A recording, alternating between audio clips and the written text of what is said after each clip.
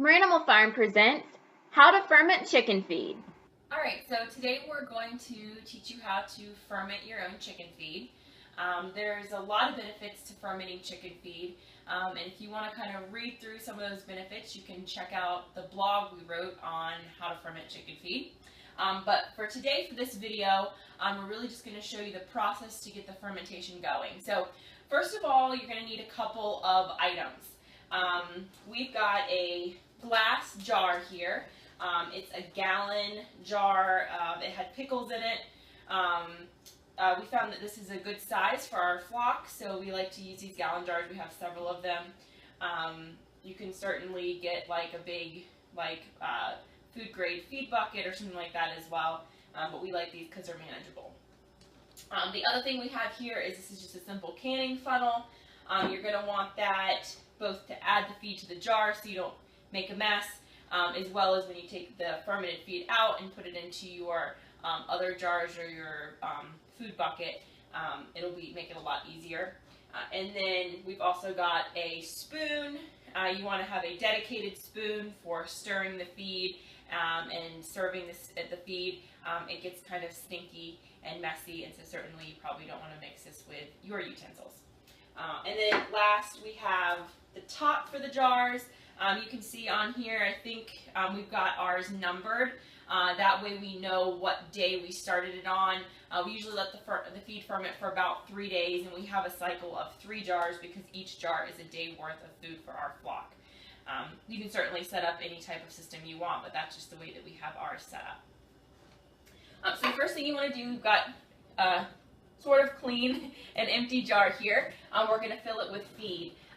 Now, as far as how much feed to put in here, the feed is going to expand a lot. It's probably going to be about double in size.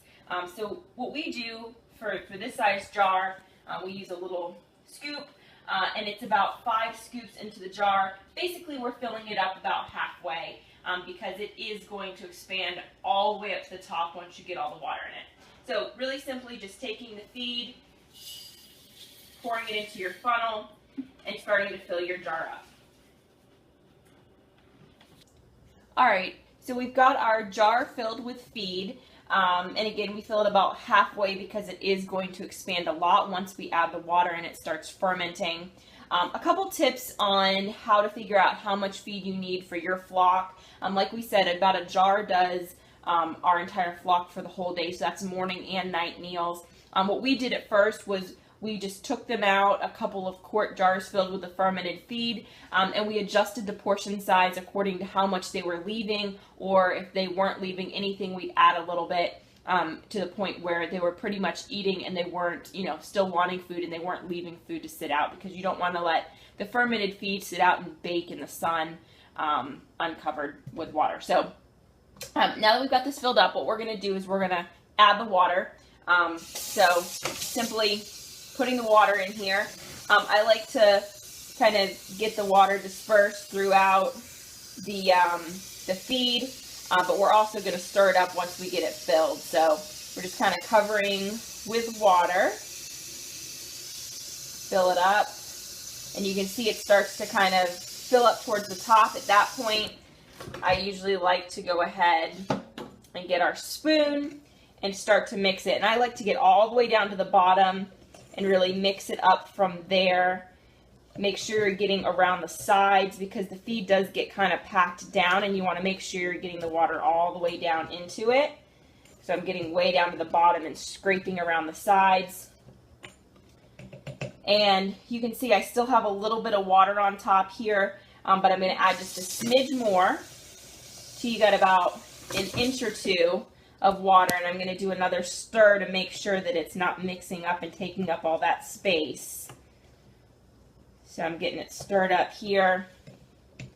And you can see, there's some seeds and feed floating at the very top, but you still have about an inch or so of space here. So at that point, I'm going to go ahead and take our numbered top, screw it on good onto the top, and let it sit. Now when you do first start the ferment, since this was a fresh jar, there was no leftover water or feed in it.